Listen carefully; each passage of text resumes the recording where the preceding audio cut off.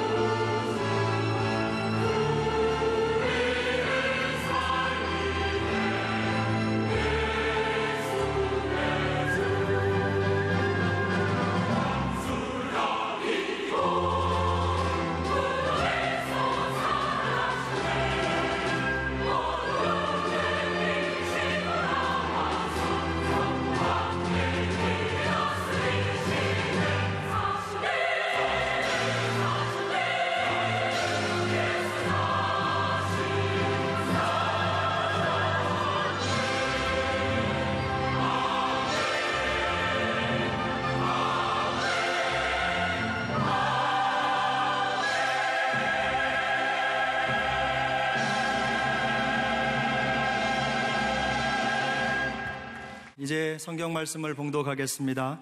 오늘 우리에게 주신 하나님의 말씀은 창세기 22장 11절부터 18절 그리고 로마서 4장 17절부터 18절까지의 말씀입니다. 주신 말씀 중에 창세기 22장 11절부터 14절 그리고 로마서 4장 17, 18절을 함께 봉독하도록 하겠습니다. 11절을 제가 먼저 읽습니다. 여호와의 사자가 하늘에서부터 그를 불러 이르시되 아브라함아 아브라함아 하시는지라. 아브라함이 이르시되 내가 여기 있나이다 하매 사자가 이르시되 그 아이에게 내 손을 대지 말라. 그에게는 아무 일 하지 말라. 내가 내 아들 내 독자까지도 내게 아끼지 아니하였으니 내가 이제야 내가 하나님을 경외하는 줄을 아노라. 아브라함이 눈을 들어 살펴본즉 한 순양이 뒤에 있는데 뿔이 수풀에 걸려 있는지라. 아브라함이 가서 그 순양을 가져다가 아들을 대신하여 번제로 드렸더라. 아브라함이 그 땅 이름을 여호와 이레라 하였으므로 오늘날까지 사람들이 이르기를 여호와의 산에서 준비되리라 하더라. 아멘. 로마서 4장 17절 18절 함께 읽습니다. 기록된 바 내가 너를 많은 민족의 조상으로 세웠다 하심과 같으니 그가 믿는 바 하나님은 죽은 자를 살리시며 없는 것을 있는 것으로 부르시는 이시니라. 아브라함이 바랄 수 없는 중에 바라고 믿었으니 이는 내 후손이 이 같으리라 하신 말씀대로 많은 민족의 조상이 되게 하려 하심이라. 아멘. 할렐루야. 영광스러운 부활주일 아침입니다. 모든 인생은 살다가 죽습니다. 그런데 예수님만 죽었다가 다시 살아나셨습니다. 죽었다가 다시 살아나신 주님께서는 우리 모두를 회복시키시고 우리의 소망의 보증이 되어주신 줄로 믿습니다. 오늘 이 부활주일 아침 다시 한번 우리 모든 성도들의 삶의 무거운 짐들은 벗겨주시기를 바라고 아픔들은 치유해 주시기를 바랍니다. 오늘 저는 죽은 자를 다시 살리시는 하나님, 이 제목으로 부활주일 메시지를 함께 나누도록 하겠습니다. 제가 이제 오늘 부활주일 사랑의 교회 부임해서 14번째를 맞이합니다. 14번째입니다. 근데 14년 전 제가 부임할 때 제가 16년을 개척하고 섬긴 교회를 떠나올 때에 두려움이 제게 있었습니다. 마음에 무거운 것이 있었습니다. 사역 자체는 두렵지는 않았습니다. 사역은 또 그동안 주신 은혜와 또 주신 경험들을 가지고 하면 되는 것인데 제 마음이 문제였습니다. 그것이 뭐냐면 어떤 한 목사가 16년 동안 개척하고 전심을 다해서 제자 훈련하고 최선을 다하고 전력 투구를 했는데 마음이 그냥 다 이렇게 남은 것이 없었어요. 그래서 다시 사랑하고 다시 헌신할 힘이 있겠는가? 그것이 저에게는 한참 두려움이었어요. 다시 사랑할 능력이 있겠나? 그것이 마음의 큰 짐이었어요. 그런데 무척산 기도원에서 금식하고 기도하면서 또 에스겔 36장을 읽는 가운데 하나님이 저에게 다시 시작할 수 있는 새 마음과 새 영과 새 힘을 주신 것을 찬양합니다. 그리고 부임하고 또 여러분 섬기고 또 건축에 지난하는 과정 가운데 또 입당 이후에 지난 4년간 많은 일들이 제 마음과 제 영을 짓눌렸어요. 근데 지난 하반기에 하나님이 마음속에 새로운 미래를 향한 새로운 토대를 구축하라. 그리고 새해 들어서 어떤 것보다도 너는 생명나무를 선택하라. 그거 하게 하시고 지난 6주 동안 우리 생명의 공동체를 세우는 40일 이 사역을 통하여 하나님께서 제 마음속에 어떤 큰 감동을 주셨어요. 그게 뭐냐면 목사, 너 14년 전에 다시 부임할 때 가졌던 그 마음으로 다시 사역하라 그랬어요. 너 다시 교회 개척하는 마음으로 다시 사역하라. 이 마음을 제게 부어주셨어요. 사랑하는 교우들이여, 제가 오늘 다시 살리시고 다시 시작한다는 이 말은 원래의 장소나 원래의 상태에서 새롭게 시작하는 것을 의미합니다만은, 그러나 다시 시작한다는 것은 과거의 초심을 단순 반복하는 수준에 머무르면 안 된다는 것이에요.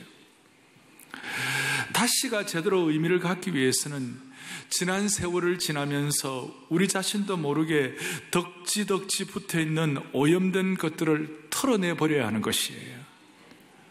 동시에 누추함의 덮개들이 제거되어야 하는 것이에요. 복음과 상관없는 것들이 우리를 얽매이는 것이 있다면 끊어내고 새롭게 정비해야 하는 것이에요. 안주하는 마음을 버려야 하는 것이에요.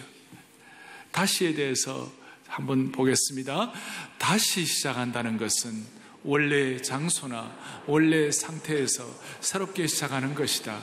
그러나 단순히 과거의 초심을 반복하는 수준에서 머물러서는 안 되고, 순전하고 열정적인 마음, 믿음의 모험을 두려워하지 않는 마음, 오직 복음으로만 전진하겠다는 혁신된 마음으로 시작하는 것이 진정한 의미에서의 다시의 시작이다. 아멘. 사랑하는 형제자매 여러분, 오직 복음을 위하여, 오직 주님의 몸된 교회를 위하여 사랑의 교회가 다시 시작하는 은혜를 주실 줄로 믿습니다.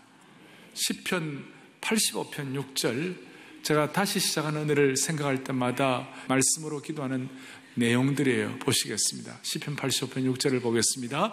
주께서 주의 백성이 주를 기뻐하도록 하지 아니하시겠나이까. 주께서 우리를 어떻게 해달라고요? 다시 살려달라고. 그럼 다시 살아날 수 있는 힘이 있어야 될 거 아니에요. 다시 살리는 능력이 있어요. 어디서 다시 힘을 얻을 수 있을까요? 오늘 예수님의 부활의 능력을 믿고 부활의 권능의 옷을 입을 때 우리가 다시 사는 것이에요. 이건 그냥 제 말씀이 아니에요. 바울이 고린도 교회를 향하여 고린도전서 6장 14절에 이렇게 권면을 하고 있습니다. 보겠습니다. 하나님이 주를 다시 살리셨고 또한 그의 권능으로 우리를 다시 살리시리라. 아멘. 오늘 우리 하나님이 주님을 다시 살리셨다고 그러셨어요. 그리고 다시 살리신 그 주님을 다시 살리신 그 권능으로 우리 모두를 다시 살려주시리라. 창조주 하나님은 법칙을 만든 분은 법칙을 뛰어넘을 수가 있어요. 기적이란 것은 자연 법칙이 초자연 법칙의 지배를 받는 것이에요. 하나님이 우리를 창조하셨다면, 하나님이 예수 그리스도를 다시 살리셨다면 주님은 우리를 다시 살리신 줄을 믿으셔야 되는 것이에요. 우리 앞에는 가룟 유다의 길이 있고 베드로의 길이 있고 다윗의 길이 있어요. 가룟 유다와 베드로와 다윗의 공통된 점은 무엇입니까? 가룟 유다와 베드로와 다윗은 모두가 다 한 번 크게 넘어졌어요. 한 번 크게 실수했어요. 한 번 크게 상처받았어요. 그런데 차이가 뭐예요? 차이는 가룟 유다는 자기 자신만을 바라보고 자기가 자신을 평가하고 자기 자신에 집중하다가 자기 인생을 포기해버리고 자살로서 생애를 끝맺었어요. 베드로가 한 일, 가룟 유다 못지않게 잘못했어요. 다윗이 한 일, 하나님 앞에서 엄청난 범죄를 저질렀어요. 그런데 그들은 자기 자신을 살펴보지 아니하고 자기 자신에 집중하지 아니하고 어떻게 했습니까? 우리를 다시 살리시는 주님에게 초점을 향한 것입니다. 오늘 이 시간 부활하신 주님을 바라볼 수 있기를 바랍니다. 전 세계 많은 교회들이 있습니다. 한국에 귀한 교회들이 있습니다. 교회들마다 부활의 능력과 은혜를 주님 앞에 사모하고 집중할 것입니다. 귀한 일입니다. 그러나 동시에 사랑의 교회 오늘 이 주일 예배, 부활의 영광이 충만한 이 주일 예배, 주님을 바라보시기를 바랍니다. 얼마나 귀한 일입니까? 주님을 바라보면 다시 살아날 수가 있는 것이에요. 자기 자신에 함몰되면 여러분들 자신을 포기할 수밖에 없어요. 우리가 그렇게 우리 인생은 약한 것이에요. 따라서 마귀는 어떻게 하든지 우리의 눈을 가리어서 하나님께 초점을 두지 못하도록 우리 속에 부정적인 생각을 확대시키고 자꾸만 어려운 상황으로 우리의 눈길을 돌리려고 합니다. 이 순간 우리 자신을 서서 복종시켜서 하나님을 향하도록 해야만 할 것입니다. 우리 자신을 스스로 믿음의 말씀으로 우리를 깨뜨리시기를 바랍니다. 이런 말이 있어요. 자신을 오늘 부활절 계란이 있잖아요. 이 계란이 부활절 계란이 정말 우리식으로 말하면 말씀의 은혜를 깨달으며 부어하면 새로운 생명의 병아리가 되고 그냥 할 수 없이 환경적으로 남에 의해서 깨뜨려지면 계란 후라이가 된다. 이런 거.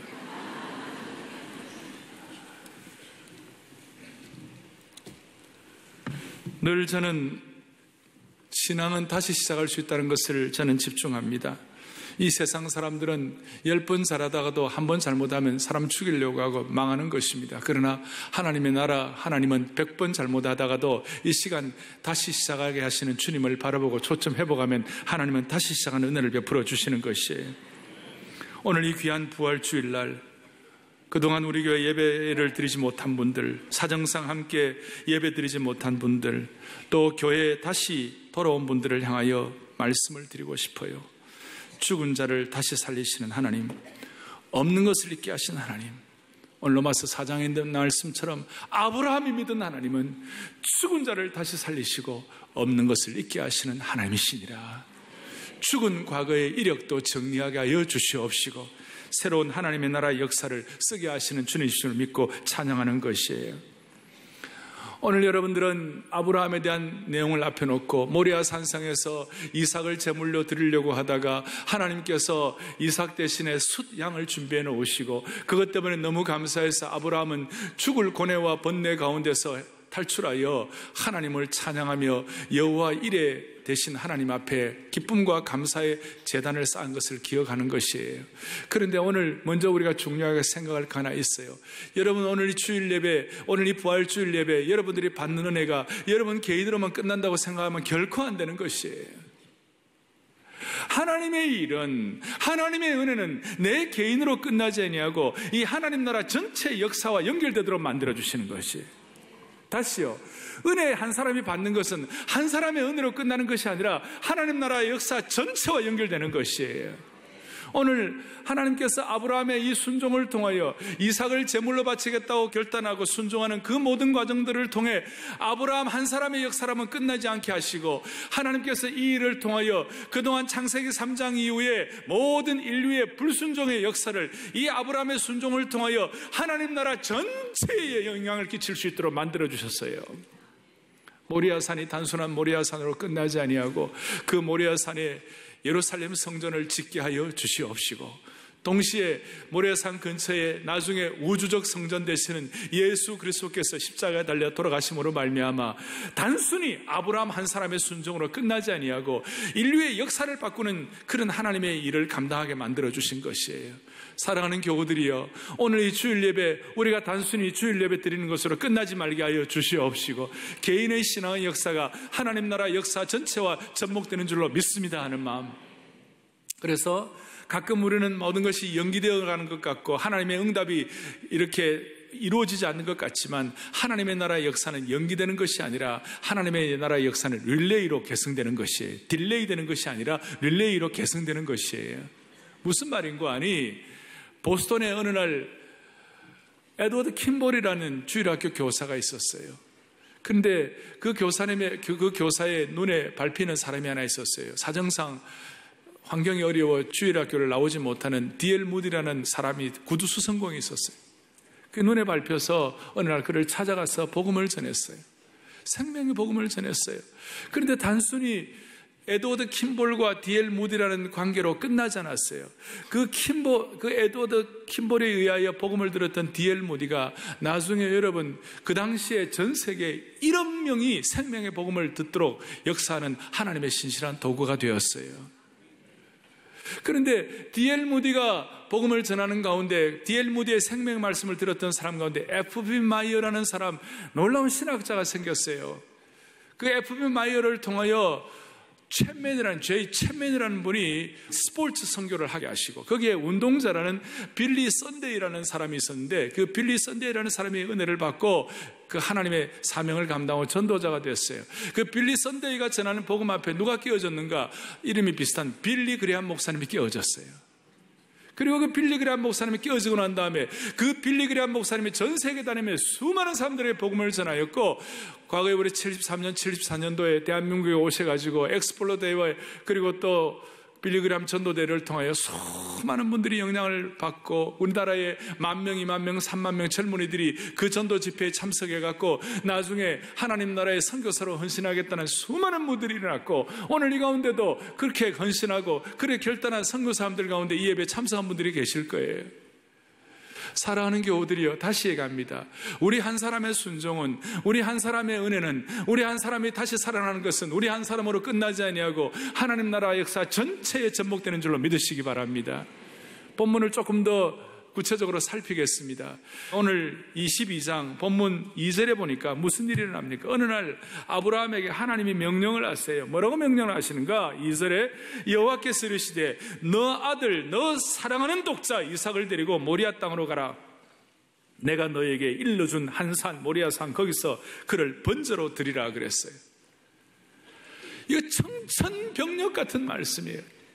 이게 도대체 이해가 안 되고 말도 안 되는 내용이에요. 하나님이 약을 올리시는가? 거기다 뭐라고 써요? 형용사로 너 사랑하는 아들을 바쳐라. 그리고 그를 번제로 드리라. 번제로 드린다는 것은 사람을 죽여서 시체를 난도질을 하고 각을 떠서 그걸 가지고 하나님께 불태워서 드리라 그러는 거예요. 마치 양을 드리듯이, 양을 번제로 드리듯이, 소를 번제로 드리듯이 그렇게 하라는 거예요. 우리 하나님이 이럴 수가 있을 것인가? 여러분, 이삭이 어떤 아들입니까? 이삭은 아브라함이 75세에 약속의 말씀을 받고 25년 만에 얻은 아들이에요. 아브라함의 노년에 그에게 진정한 기쁨을 준 아들이에요. 그리고 여러분, 저는 미루어 짐작할 수 있어요. 이삭이 얼마나 잘생겼을까? 사라가 너무너무 잘생겼고 사라가 경국지석이었어요. 그러니까 되게 아들은 엄마 닮잖아요. 그렇게 아름다운 아들을, 그 아름다운 아들을 바치라고 그러니 이게 말도 안 되는 일이에요. 어떻게 이런 일이 일어날 수 있을까? 밤새워서 고통하고 번뇌하고 고민하고 그렇게 가슴앓이를 했어요. 어떻게 순종할 수가 있나요? 더더구나 하나님은 앞에 약속의 말씀을 가지고 뭐라고 그랬어요? 너의 아들 이삭으로 말미암아 하늘의 별과 같이 바다의 모래와 같은 수많은 자손들을 계속 계대를 이어가게 하리라. 이삭이 지금 결혼도 하기 전인데, 이삭이 지금 아들도 낳기 전인데 이렇게 하신다는 것은 이해할 수 없는 내용이었어요. 그런데 밤새 고뇌하면서 말도 안 되고 인간적으로는 도저히 이해가 안 갔지만, 그러나 그의 영은 열려 있었어요. 그 영적인 세계는 뭔가 열려 있었던 것 같아요. 그것이 뭐였냐면 우리 하나님은 죽은 자를 살리시는 하나님이시다. 그걸 어떻게 좀, 그 마음이 그래도 막 마음으로는 어떻게 안 믿어졌지만 영적으로는 어떻게 좀 뭔가 이렇게 인간적으로 생각하면 도저히 안 되지만 뭔가 길이 있을 것이라 생각했고, 나중에 히브리서 11장에 보면 이렇게 나와 있어요. 히브리서 11장 19절에 보니까 같이 우리 보겠습니다. 그가 하나님이 능히 이삭을 죽은 자 가운데서 다시 살리실 줄로 생각한지라 비유컨대 그를 죽은 자 가운데서 도로 받은 것이니라. 아멘. 하나님이 죽은 자 가운데서 다시 살리실 것을 믿었어요. 어떻게 된지는 저는 다 몰라요. 그러나 그의 사고나 그의 자연과학적인 마인드나 이런 것들은 다 안 될지 몰랐지만 어쨌든 간에 그의 영이 어떻게 열려서 다시 죽은 자 가운데서 하나님은 죽더라도 살리실 것이다. 그걸 어떻게 믿게 되었어요. 그러고 난 다음에 그걸 믿고 10절에 손을 내밀어 칼을 잡고 그 아들을 잡으려고 그랬어요. 그 아들을 죽이려고 그랬어요. 그때 11절 여호와의 사자가 하늘에서부터 그를 불러 이르시되 아브라함아 아브라함아 아브라함아. 하나님이 너무 급하셨어요. 성경에 하나님이 급하시면 주로 2번 말씀하세요. 아브라함아 아브라함아. 그 아들 이삭을 손대지 말라. 너 아들 너 독자까지도 내게 아끼지 아니하였으니 내가 이제야 너가 하나님을 경외하고 사랑하는 줄을 아노라. 기가 막힌 말씀입니다. 하나님의 신적 개입을 경험하게 된 것이. 그러고 난 다음에 아브라함이 은혜를 받고 난 다음 14절에 13절 아브라함이 눈을 들어 하나님께서 숫 양을 준비한 걸 보게 하시고 14절에 아브라함이 그 땅 이름을 여호와 이레라 하였다. 여호와 이레라가 무슨 뜻이에요? 여호와께서 준비하셨다. 여호와께서 예비하신다. 오늘 이 영광스러운 부활주일날 우리가 주님 앞에 서는 그날까지 사랑의 교회 모든 성도들과 이 예배를 드리는 모든 주의 종들 마음속에 우리의 생애가 어떤 삶이 펼쳐진다 할지라도 하나님께서는 우리를 위하여 준비하여 주실 것이다. 영적으로 육적으로 준비하여 주실 것이다. 그걸 믿는 것이 부활신앙이에요. 그걸 믿는 것이 부활의 권능을 믿는 것이에요. 그래야 아브라함은 어떻게 보면 자칫 잘못하면 하나밖에 없는 아들을 바치라고 그럴 수가 있나? 그 아들 눈에 넣어도 아깝지 않을 만큼 잘생긴 그 아들을 죽이라고 그거 하나님 앞에서 상처 입고 원한 갖고 뛰쳐나가고 도망가고 하나님 향하여 삿대질하면서 뛰쳐나가고 순종 안 하고 모레아산에서 도망갈 수도 있는데, 아브라함은 그거 상처받지 아니하고 그 고뇌로 끝내지 아니하고 그 자리를 상처의 장소, 고뇌의 산, 고통의 산으로 이름 부르지 아니하고 하나님 앞에 순종함으로 말미암아 여호와께서 준비하셨다. 그렇게 여호와 이레의 산으로 고백할 수 있는 것이 얼마나 귀한 일입니까?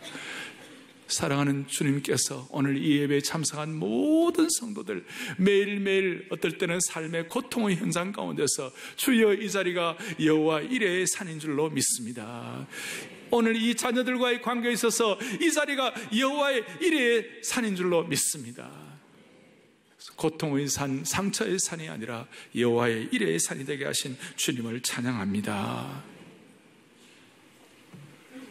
그렇게 되기 위하여 여러분 꼭 하나 기억할 것이 있어요. 하나님은 반드시 여호와의 이레의 산이 되게 하시고 내 개인의 역사로 끝나지 않고 하나님 나라의 역사 전체에 영향을 끼치시기 위하여 하나님은 반드시 하는 것이 하나 있어요. 그것이 뭐냐면 하나님이 우리가 사랑 테스트를 하시는 것이, 사랑 테스트. 아까 12절에 있는 것처럼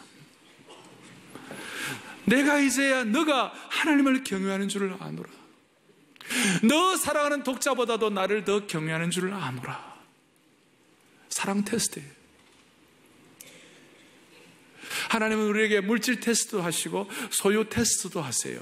그런데 그 소유 테스트는 있다가도 없고 없다가도 있는 것이기 때문에 그것 자체가 우리를 망하게 하거나 그렇지는 않아요. 그런데 이 사랑 테스트, 관계 테스트,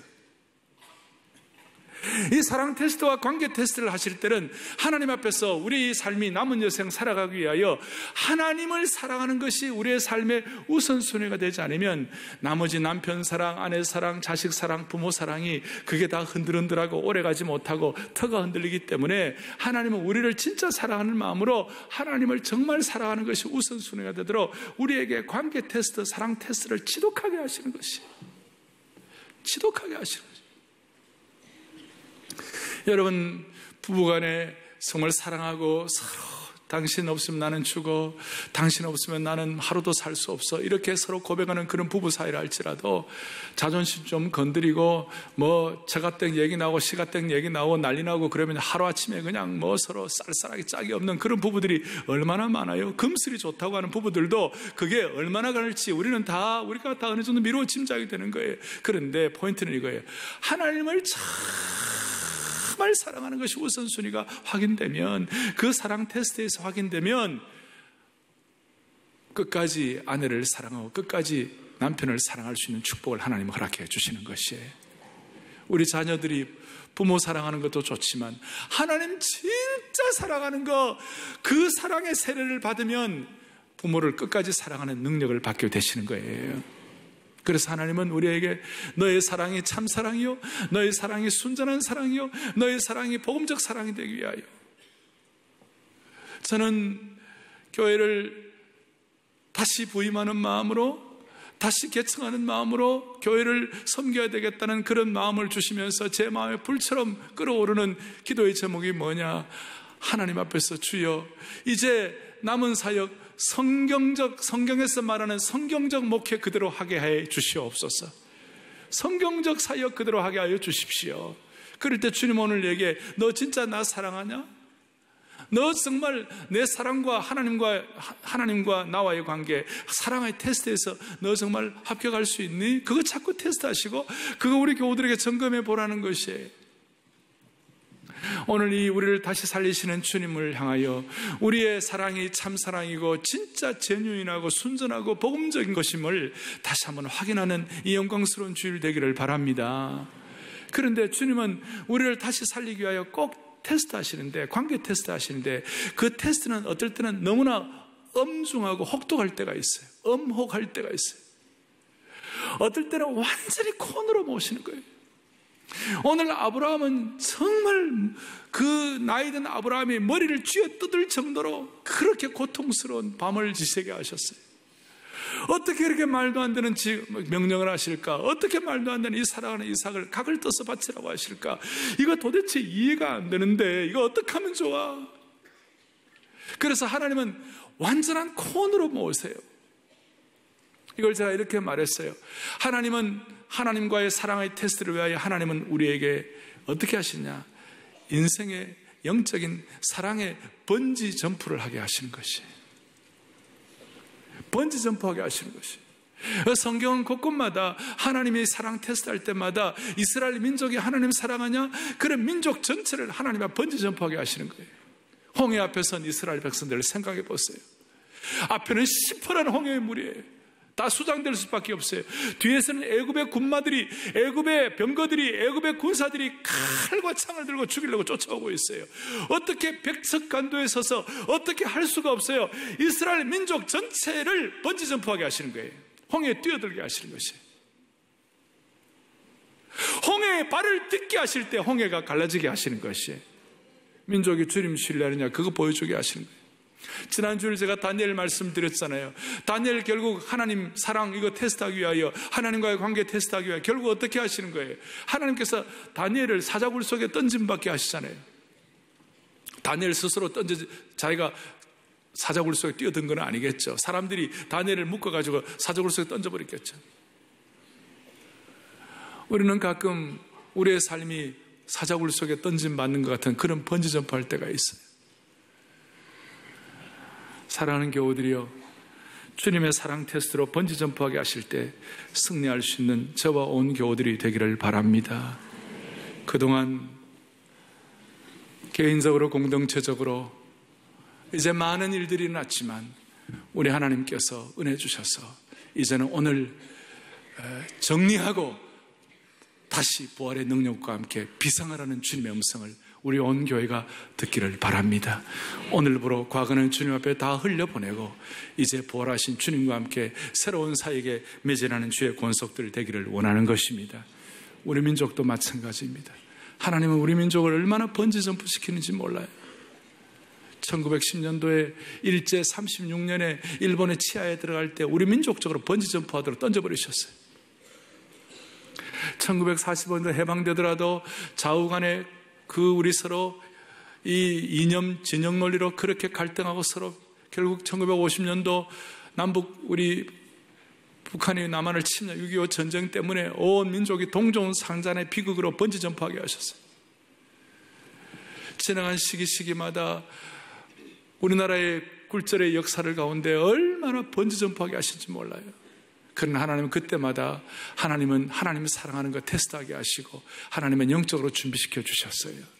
1910년도 하늘 합방당할 때 이미 3년 전 1907년도에 평양 대붕을 통해 하나님이 역사하게 해주신 줄로 믿습니다. 준비하게 하셨어요. 1950년도 6.25 이 사변 6.25 참혹한 동족 전쟁이 일어날 때 부산 초량교회에서 목사님들 모여가지고 대성통곡하고 기도하고 회개하게 하셔갖고 번지점프에서 뛰어넘게 해주신 주님을 찬양합니다. 하나님 사랑하는 세계 24개국의 여러 나라에서 신앙적인 마음을 가지고 우리 민족을 도와주신 하나님의 준비가 있었어요. 그리고 곳곳마다 우리나라의 중요한 역사의 분기점 때마다 영적인 부흥과 영적인 각성을 하게 하시고 하나님이 세워주신 것이에요. 이번에 우리나라의 이 모든 일들을 앞에 놓고 사랑의 교회 성도들, 우리 민족을 하나님께서 다시 한번 하나님 사랑하는 것 테스트하게 하실 때 우리 모두가 다 합격함으로 말미암아 이 민족의 번지점프가, 영적인 번지점프가 일어나기를 바랍니다. 이제 말씀을 정리하겠습니다. 제가 사랑의 교회 생명공동체를 세우는 40일 사역을 마감하면서 제가 여러분들에게 편지를 썼습니다. 그 편지 중에 일부분을 같이 나누도록 하겠습니다. 우리는 사랑의 교회입니다라는 편지입니다.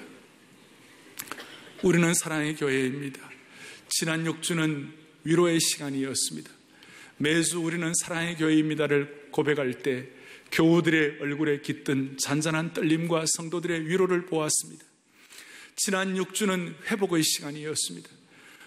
생캠 묵상집을 통하여 다락방을 함께하면서 마음의 상처들을 어루만지고 이제는 다른 사람의 상처를 치유하는 자리까지 능히 서게 하신 주님을 찬양합니다. 이 기간 중에 공동의회를 통해 당회가 정상화된 것도 생명의 공동체를 세우는 사역에 주는 회복의 은혜였다고 믿습니다. 무엇보다도 지난 6주는 사랑의 교회가 생명의 공동체로서 사명을 확인하는 시간이었습니다. 자신도 모르게 공동체 고백을 읊조리면서 예배자로서, 은혜의 빚진 자로서, 전도자로서, 치유자로서, 화해자로서, 소명자로서 진정으로 그렇게 살기로 다짐하였습니다. 이것이 예수님을 믿는 행복입니다. 사랑하는 형제자매 여러분, 사랑하는 교우들이여, 우리는 사랑의 교회입니다. 여러분의 한 걸음 한 걸음이 사랑의 교회이고 여러분의 행동 하나하나가 사랑의 교회입니다. 그러기에 오직 예수님만을 위해, 그분의 이름을 높이는 삶을 위해 지사 충성하다가 기쁨으로 주님 만날 것을 기대하고 사모하며 삶의 현장에서 사랑의 교회로 살아가는 사람들이 되기를 바랍니다. 오늘 영광스러운 부활주일입니다. 예수님은 행복하고 설레는 이 마음을 이웃과 함께 상처와 오해로 영혼의 고향인 사랑의 교회를 잠시 떠났다가 돌아온 사랑하는 교우들과 함께 하기를 소원합니다. 생각할 때마다 제 마음을 기도 속에 눈물 짓게 하는 교우들입니다. 사랑하는 성도 여러분, 성도를 하나 되게 하는 치유와 회복, 생켐의 은혜가 사랑의 교회에 속한 모든 성도들에게 넘쳐나기를 간절히 기도합니다. 사랑하는 주님은 이미 우리의 연약함을 동정하시고 품으시는 분이십니다. 오늘 이 자리가 죽음에서 부활하신 예수님께서 우리의 모든 상처와 아픔을 어루만지시고 치유하시며 회복시키는 자리가 되기를 바랍니다. 우리는 사랑의 교회입니다.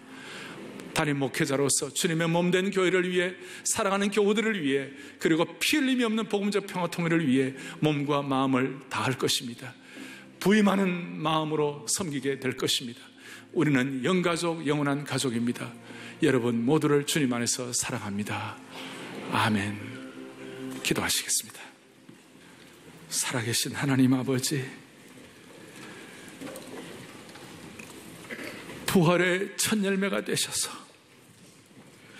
우리 모두에게 다시 한번 회복과 치유의 은혜를 경험할 수 있도록 도와주신 주님을 찬양합니다. 오늘 이 자리가 단순히 우리 한 개인이 예배드리는 자리가 아니라 하나님의 나라의 역사가 펼쳐지는, 하나님 나라의 역사에 우리 개인이 접목되는 영광스러운 시간 되게 하여 주시옵소서. 그래야 할 때 개인과 가정과 교회와 민족 공동체의 문제를 주님이 앞서서 해결해 주실 줄로 믿습니다.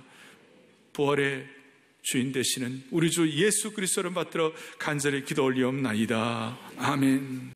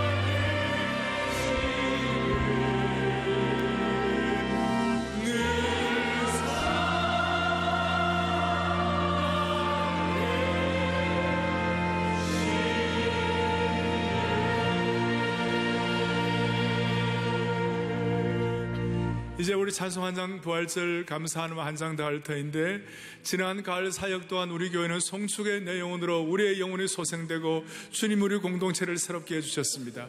그리고 새해 들어서 지난 몇 달 동안 예수 산을 옮기시는 주라는 찬송을 통하여 우리를 다시 살려주신 주님을 찬양합니다. 예수 산을 옮기시는 주, 이 찬송 고백대로 우리 가정마다 우리 앞에 떡 버티고 있는 어려움의 산들을 주님이 옮겨주시기를 원합니다. 우리 공동체와 우리 이 민족 앞에 떡 버티고 서 있는 모든 잘못된 산들을, 어려움의 산들을 주님이 옮겨주실 줄로 믿습니다. 그런 고백을 가지고 예수 산을 옮기시는 주 찬양합니다. 예수 산을 옮기시는 내 주,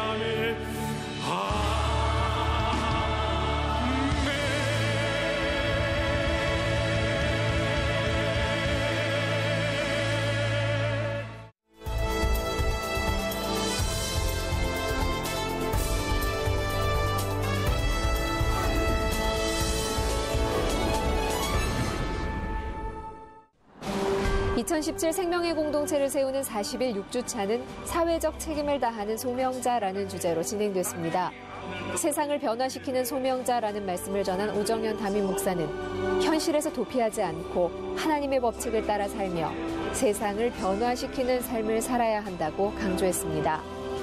기독교의 본질은 도피주의가 아니다. 오히려 현실을 돌파하는 것이다. 그리고 세상에서 우리의 정체성을 도전할 때 우리는 정체성 끝까지 지켜야 한다. 그리고 주님을 제대로 섬기는데 반드시 반응이 있다. 좋은 반응도 있지만 어려운 반응이 있을 수 있을 때 이때 우리가 어떻게 해야 되나? 칭찬이 중요한 것이 아니라 소명자로서의 삶이 중요한 것이다. 아멘. 생명의 광장에서는 공동체 고백 암송 페스티벌이 진행됐습니다. 주일학교부터 포에버에 이르기까지 다락방 가족, 제자 훈련반 등 소그룹들이 함께 참여했고 성경적인 삶을 사는 일터 선교사로서 헌신을 작정하는 시간을 가졌습니다. 일터 선교사 아카데미를 통해서 우리가 어떻게 교육받고 훈련을 받아서 실제 삶에서 살아낼까, 요거를 진행하는 과정을 겪습니다.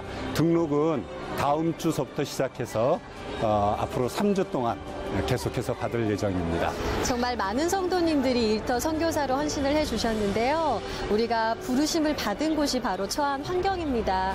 그래서 정말 일터에서는 일터 선교사로, 가정에서는 가정 선교사로 생케미 그대로 일상에서 이어졌으면 좋겠습니다.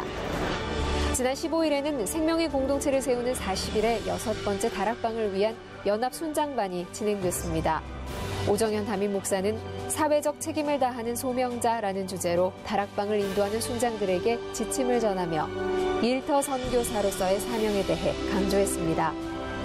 연합 순장반 후에는 순장들이 교회 곳곳으로 흩어져 봄맞이 교회 대청소를 진행했는데요. 겨우내 쌓인 먼지를 치우며 봄 기운 나는 교회가 되도록 새 단장을 함께했습니다.